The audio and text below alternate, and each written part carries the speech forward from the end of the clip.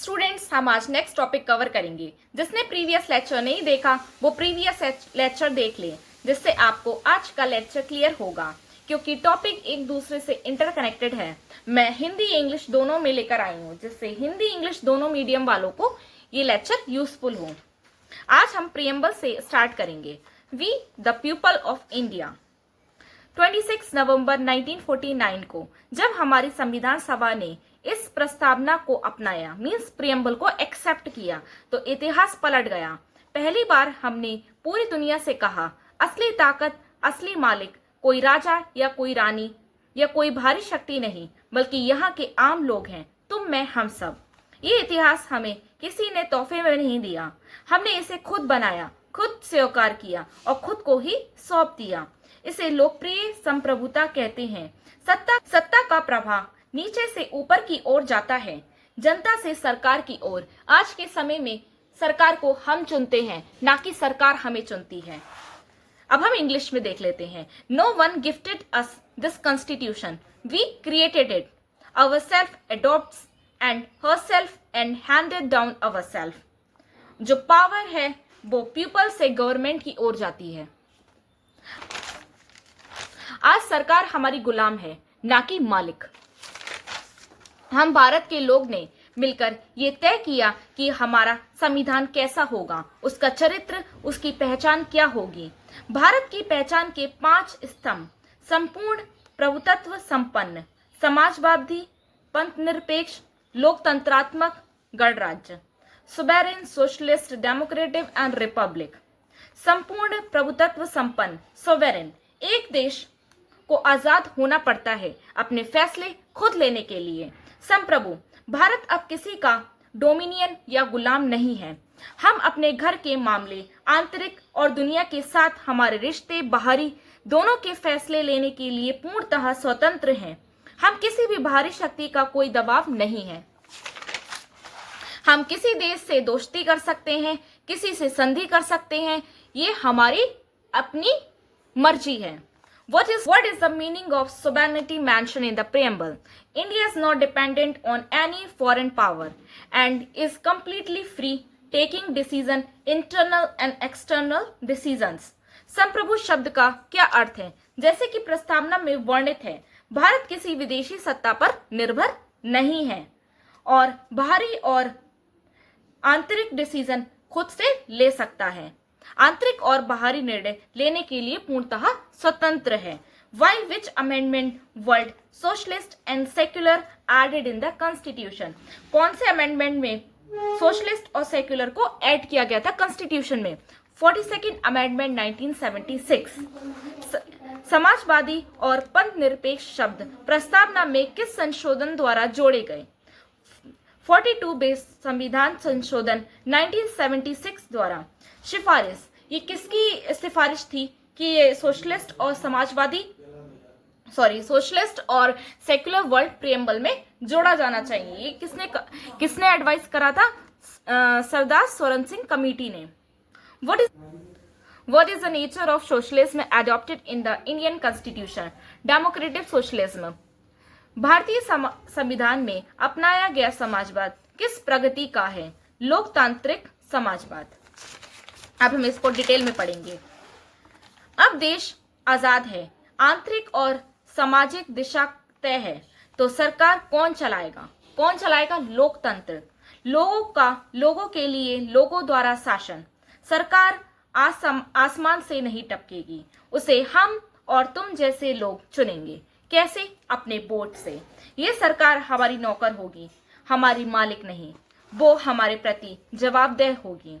समय समय पर चुनाव होंगे। हर वयस्क को वोट देने का अधिकार होगा। जो भी 18 या 18 प्लस वाले बच्चे लोग होंगे, उनको वोट देने का अधिकार होगा, जिसको कहते हैं यूनिवर्सल अडल्ट फ्रेंचाइज। कानून का राज और स्वतंत्र न्यायपालिका, ये सब लोकतंत्र के ही हिस्से हैं। प्रस्तावना में लोकतांत्रिक शब्द ये सुनिश्चित करता है कि शासन की शक्ति का स्रोत भारत के लोग हैं।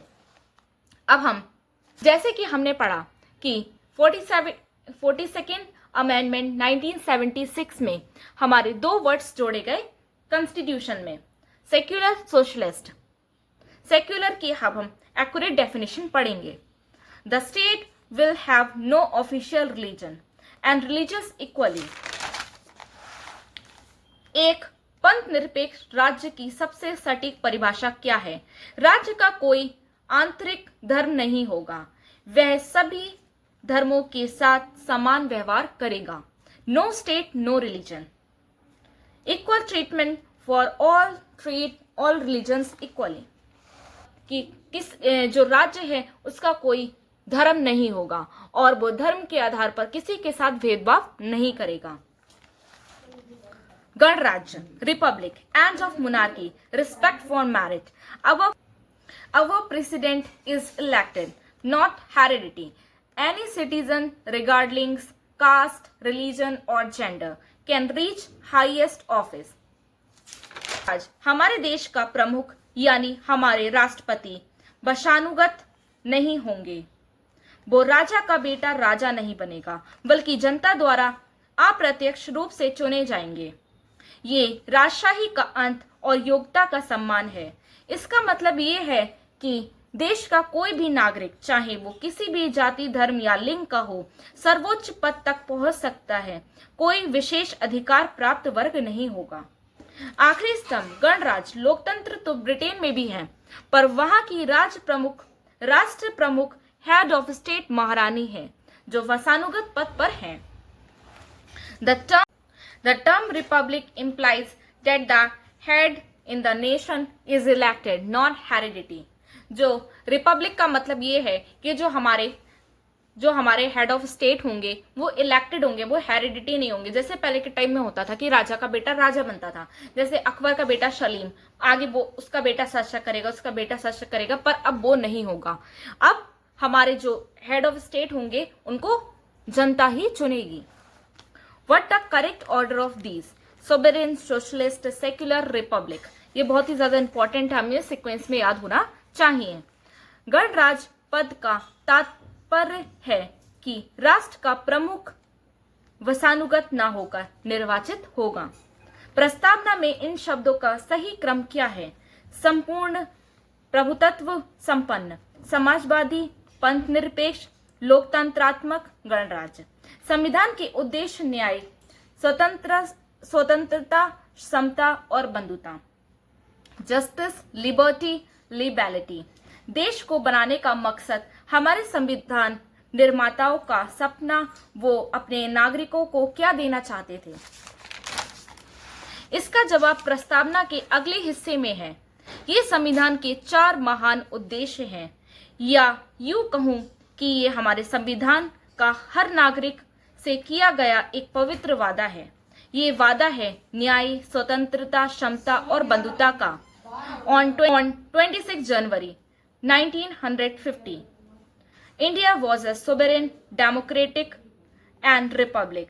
26 जनवरी 1950 को भारत की वास्तविक संवैधानिक स्थिति क्या थी? एक संपूर्ण, प्रभुत्व संपन्न, लोकतांत्रिक गणराज्य। क्यों? समाजवादी और पंथ निरपेक्ष शब्द 1976 से 42nd संशोधन द्वारा जोड़े गए थे। 26 जनवरी 1950 में हमारा जो भारत था वो क्या था? सोवरेन, डेमोक्रेटिक रिपब्लिक था, क्योंकि जो सोशलिस्ट और सेक्युलर वर्ड थे वो 42nd अमेंडमेंट 1976 में जोड़े गए थे। तो उससे पहले हमारा भारत क्या होगा? सोवरेन, डेमोक्रेटिक एंड रिपब्लिक होगा। जस्टिस मतलब न्याय, सोशल, इकोनॉमिक, पॉलिटिकल।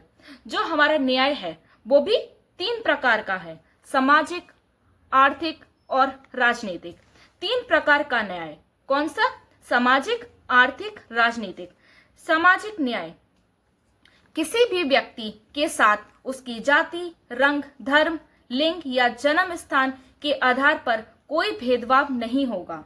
ये वो सपना था जिसके लिए डॉक्टर B.R. अम्बेडकर ने अपना पूरा जीवन लगा दिया। उन्होंने अपना पूरा जीवन लगा दिया। उन्होंने जो अपमान और पीड़ा झेली, वो चाहते थे कि आजाद भारत का कोई भी बच्चा वो ना झेले। आर्थिक न्याय, आर्थिक कारणों से किसी के साथ भेदभाव नहीं होगा। हर किसी को अपनी योग्यता के अनुसार बढ़ने का अवसर मिलेगा और राज्य धन संपदा के केंद्रीकरण को रोकने की कोशिश करेगा। राजनीतिक न्याय, हर वयस्क नागरिक को वोट देने का अधिकार होगा और हर नागरिक को चुनाव में खड़े होने का समान अवसर मिलेगा। मतलब ये है कि जो भी 18 या 18 से ज्यादा उम्र के लोग होंगे उनको वोट देने का अधिकार प्राप्त होगा। चाहे वो काले हो, गोरे हो, अमीर हो, गरीब हो, ये मैटर नहीं करता है। 18 या 18 से ज्यादा के लोग अगर कोई है तो उसको पूरी स्वतंत्रता होगी वोट देने की। प्रस्तावना में कितने प्रकार के न्याय का उल्लेख है? क्वेश्चन पूछा गया था। 3, सामाजिक, आर्थिक और राजनीतिक। मैंने आपको अभी जस्ट ही पढ़ाया है।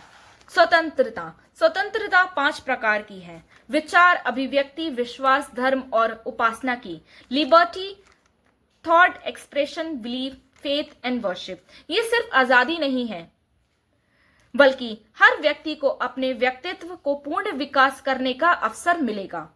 आप क्या सोचते हैं, क्या बोलना चाहते हैं, किस पर विश्वास करते हैं, किस धर्म को मानते हैं और कैसे पूजा पाठ करते हैं, इसकी पूरी स्वतंत्रता है। ये स्वतंत्रता असीमित नहीं है।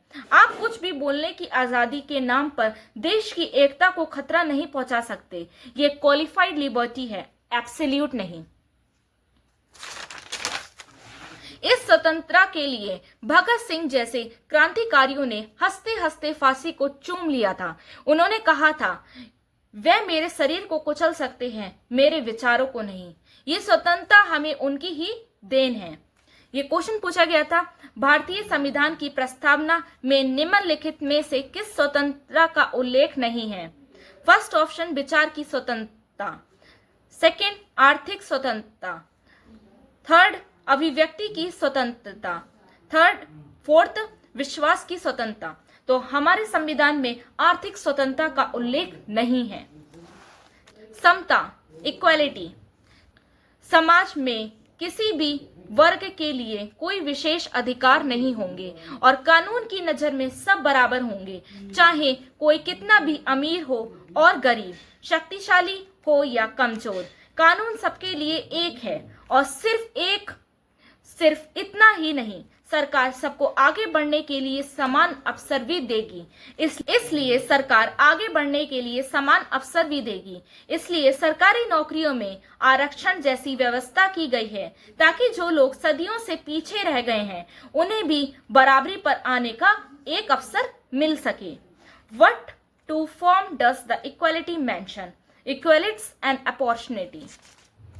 मतलब प्रतिष्ठा और अवसर की इक्वालिटी मिलेगी।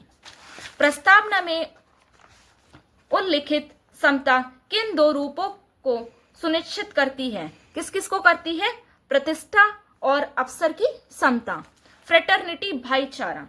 Ensuring the dignity of the individual and unity of the nation. Dignity of individual, respect and self worth. व्यक्ति की गरिमा और राष्ट्र की एकता और अखंडता सुनिश्चित करने वाली। भाईचारा की भावना। हमारे संविधान निर्माता जानते थे कि न्याय, स्वतंत्रता और क्षमता तब तक अधूरे हैं जब तक हम भारतीय एक दूसरे को भाई बहन न समझें।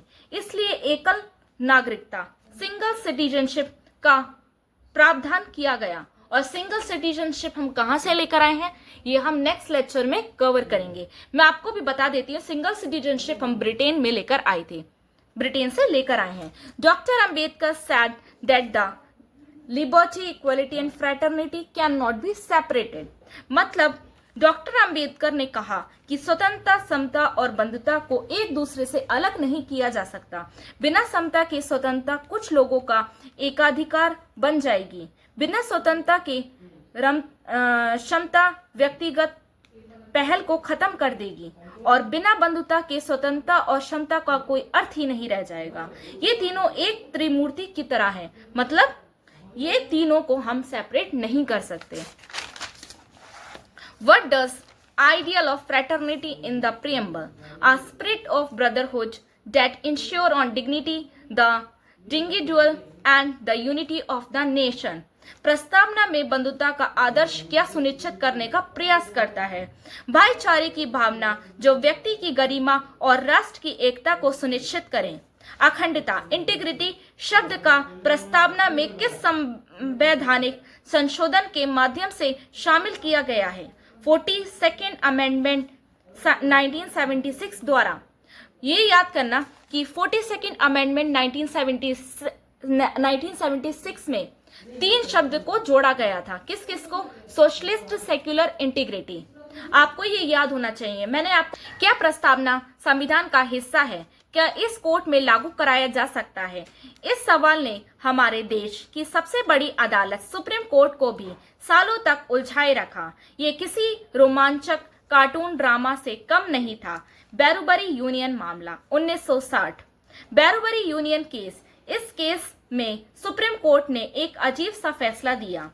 कोर्ट ने माना कि प्रस्तावना संविधान बनाने वालों के दिमाग को खोलने की चाबी तो है, ये उनके महान उद्देश्यों को दर्शाती तो है, लेकिन ये संविधान का हिस्सा नहीं है। ये बड़ा झटका था। इसका मतलब था कि विधायिका इसमें संशोधन नहीं कर सकती और इसे कानूनी तौर पर लागू नहीं किया जा सकता है। तो बैरूबरी यूनियन केस में सुप्रीम कोर्ट ने फैसला दिया था कि जो प्रियम्बल है वो संविधान का पार्ट नहीं है। इन विच ये क्वेश्चन पूछा गया था, in which judicial case did the Supreme Court first hold that the preamble is not the part of the Constitution? तो आंसर होगा बैरूबरी यूनियन केस 1960 में। किस न्यायिका मामले में सर्वोच्च न्यायालय ने पहली बार ये निर्धारित किया कि प्रस्तावना संविधान का हिस्सा नहीं है? तो बैरूबरी यूनियन मामला 1960। ऐतिहासिक फैसला केशवानंद भारती मामला 1973। 13 साल बाद 1973 में भारतीय न्यायपालिका इतिहास का सबसे बड़ा और सबसे महत्वपूर्ण मामला आया। केशवानंद भारती बनाम केरल राज्य। इस केस के सुनने के लिए पहली बार सुप्रीम कोर्ट के 13 जज एक साथ बैठे, जो आज तक की सबसे बड़ी संवैधानिक बेंच है। 68 दिनों तक लगातार सुनवाई चली। 24 अप्रैल 1973 को ऐतिहासिक फैसला आया। सुप्रीम कोर्ट ने 7-6 के बहुमत से अपने ही पुराने बैरूबरी वाले फैसले को पलट दिया और कहा प्रस्तावना संविधान का एक अभिन्न अंग है। और सिर्फ इतना ही नहीं, कोर्ट ने कहा एक नया सिद्धांत दिया जिसे कहते हैं संविधान के मूल ढांचे का सिद्धांत, बेसिक स्ट्रक्चर ऑफ डॉक्ट्राइन। मतलब कि संसद अनुच्छेद 368 के तहत संविधान में संशोधन तो कर सकती है, यहाँ तक कि इस प्रस्तावना में भी, लेकिन वो संशोधन के मूल ढांचे को नहीं बदल सकती, यानी बेसिक स्ट्रक्चर को चेंज नहीं कर सकती, यानी वो संविधान की आत्मा को नहीं मार सकती। इन विच हिस्टोरिक केस, ये इंपॉर्टेंट क्वेश्चन है, इससे ही रिलेटेड जो कि पूछा गया है। In which historic case did the Supreme Court, overturning its previous decision, declared the preamble to be integral part of Constitution? तो आंसर होगा Kesavananda Bharati versus state of Kerala 1973। Question अब मैं हिंदी में रिपीट करूंगी। किस ऐतिहासिक मामले में सर्वोच्च न्यायालय ने अपने पिछले निर्णय को पलटते हुए प्रस्तावना को संविधान का एक अभिन्न अंग घोषित किया? तो केशव नंदा भारती बनाम केरल राज्य 1973।